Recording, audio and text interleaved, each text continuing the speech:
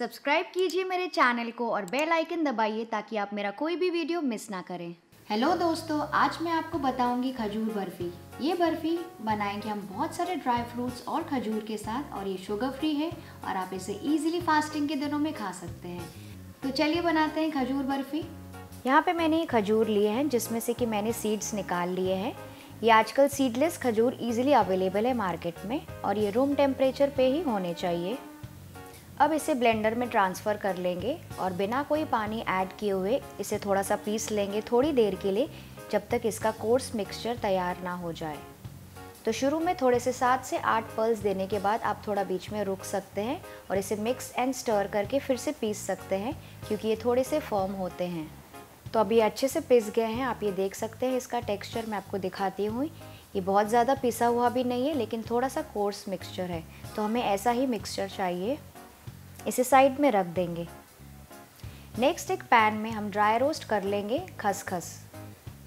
इसे लो से medium flame पर बस 1 से 2 मिनट रोस्ट कर लेंगे, या जब तक ये स्लाइटली गोल्डन ब्राउन ना हो जाए। अभी अच्छे से रोस्ट हो गया, आप ये देख सकते हैं। इसे किसी प्लेट में ट्रांसफ़र करके साइड में रख देंगे ठंडा होने के लिए, और इसे बाद में यूज़ करेंगे। नेक्स्ट एक पैन में मैं थोड़ा सा घी गरम कर लूँगी और जैसे ही घी मेल्ट हो जाए फिर इसमें ऐड करेंगे सारे ड्राई फ्रूट्स। तो मैं यहाँ पे सारे ड्राई फ्रूट्स ऐड कर रही हूँ।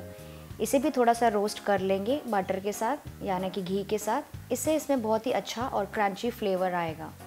बस इसे 2 मिनट कुक करना है मीडियम फ्लेम पर और अच्छे से पकाना है। इसे कंटिन्यूस चलाते रहिए ताकि ड्राई फ्रूट्स नीचे से जल ना जाएँ। तो अब ये ड्राई फ्रूट्स भी अच्छे से फ्राई हो गए। ये देखिए, ये बहुत ही नटी दिख रहे हैं। इसे भी किसी प्लेट में ट्रांसफ़र करके साइड में रख देंगे। अब एक पैन में थोड़ा सा घी गरम कर लेंगे एंड जैसे ही घी मेल्ट हो जाएगा इसमें हम डालेंगे हमारे खजूर का मिक्सचर। इसे लो से मीडियम फ्लेम पर 1 से 2 मिनट तक के लिए कुक कर लेंगे, इसे हिलाते हुए और चलाते हुए। एंड थोड़ी देर बाद ही आप देख सकते हैं कि खजूर थोड़ा सा सॉफ्ट होने लगा है। तो इसे लगातार लो से मीडियम फ्लेम पर इसे पकाते रहेंगे जब तक कि अच्छे से ऐसे सॉफ्ट मिक्सचर ना तैयार हो जाए। तो अब ये देखिए, ये मिक्सचर अच्छे से सॉफ्ट हो गया है। तो इस स्टेज पर मैं इसमें ऐड करूँगी हमारे फ्राई किए हुए सारे नट्स। तो यहाँ पे मैं आज यूज़ कर रही हूँ थोड़े से काजू, बादाम और पिस्ता। आप चाहें तो आपके पसंद का कोई भी ड्राई फ्रूट्स ऐड कर सकते हैं यहाँ पे। और अगर आप चाहें तो यहाँ पे आप थोड़ा सा फ्रेश कोकोनट भी यूज़ कर सकते हैं। इसे बहुत ही अच्छे से मिक्स करते जाइए 1 से 2 मिनट तक के लिए, ताकि सारे ड्राई फ्रूट्स अच्छे से खजूर मिक्सचर में मिक्स हो जाएं।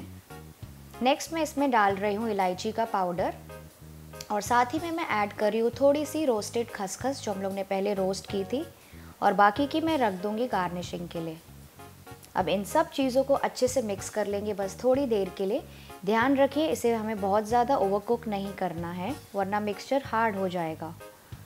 अब जब ये सारी चीज़ें आपस में अच्छे से मिक्स हो गई है और ये थोड़ा सा लम्पी डो जैसा तैयार हो गया है, बस इसे बहुत ज़्यादा कुक नहीं करेंगे। इसे किसी प्लेट में ट्रांसफ़र कर लेंगे। तो इसे अभी थोड़ा सा ठंडा होने देंगे। ध्यान रखिए, इसे थोड़ा ही ठंडा करने देना है, वरना ये रूम टेम्परेचर पे आके हार्ड हो जाएगा और आप इसके रोल्स नहीं बना पाएंगे। तो अब ये मिक्सचर तैयार है। आप चाहें तो इस मिक्सचर के आप लड्डू भी बना सकते हैं या फिर बर्फ़ी बना सकते हैं। मैं आपको थोड़ा पोर्शन लेके रोल करके दिखाती हूँ। ये देखिए, आप ऐसे लड्डू भी बना सकते हैं अगर आपको चाहिए तो, और फिर इसके ऊपर थोड़ी सी और खसखस और पिस्ताचियोस लगा सकते हैं गार्निशिंग के लिए। लेकिन आज मैं इसकी बर्फ़ी बनाने चाह रही हूँ, तो इसके लिए मैं सारे खजूर का मिक्सचर अच्छे से इकट्ठा कर लूँगी एक तरफ अच्छे से अपने हाथों से, और इसका लॉग जैसे फॉर्म कर लूँगी।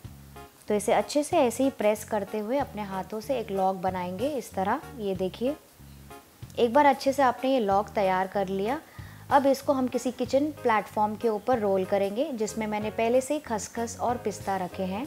तो ये देखिए, इसे अच्छे से धीरे धीरे रोल करते हुए जाइए ऊपर की तरफ और थोड़ा सा प्रेस कीजिए अपने हाथों से, ताकि इसके ऊपर सारे पिस्ता और खसखस अच्छे से चिपक जाए और ये बहुत प्रेजेंटेबल दिखे। ये देखिए, ये रोल तैयार हो गया। अब आप थोड़ा सा एल्यूमिनियम फॉइल या फिर बटर पेपर ले सकते हैं और उसके ऊपर ये रोल रखेंगे। इसे अच्छे से टाइट रोल करते जाइए अपने हाथों से, ताकि ये अच्छे से फ्रिज में बाद में सेट होके फर्म हो जाए और हम इसके अच्छे से पीसेस काट सकें। तो इसे पूरा टाइटली रोल करने के बाद इसके एंड्स भी मैं सील कर लूँगी। ये देखिए मैं इसके दोनों तरफ के एंड्स भी सील कर रही हूँ अच्छे से, ताकि इसका टाइट रोल तैयार हो जाए। तो अब ये रोल रेडी है एल्यूमिनियम फॉइल के साथ। इसे फ्रिज में सेट होने के लिए रख देंगे कम से कम 2 से 3 घंटे के लिए, या जब तक ये अच्छे से सेट होके पीसेस में कट करने के लिए तैयार ना हो जाए। अब ये रोल अच्छे से सेट हो गया है। अब मैं इसे किसी शार्प नाइफ से कट करूँगी ताकि क्लीन कट्स निकलें। इसका मैं 1/2 to 1 इंच थिक पीसेस रखूँगी। ये देखिए ये सब इसके पीसेस अच्छे से कट हो गए हैं। एंड पीसेस कट करने के बाद मैं इसका एल्यूमिनियम फॉइल निकाल दूँगी। ये देखिए कितना ब्यूटीफुल और प्रेजेंटेबल लग रहा है इतने सारे ड्राई फ्रूट्स के साथ। ये बहुत ही हेल्दी और शुगर फ्री है। तो बस अब ये तैयार है। आप इसे किसी भी एयरटाइट कंटेनर में स्टोर कर सकते हैं और ये 3 से 4 हफ्ते तक अच्छे रहते हैं रूम टेम्परेचर में। तो आई होप आपको आज की मेरी रेसिपी पसंद आई। इफ़ येस तो आप मेरे वीडियो को लाइक कीजिए, शेयर कीजिए और मेरे चैनल को सब्सक्राइब कीजिए। Happy cooking.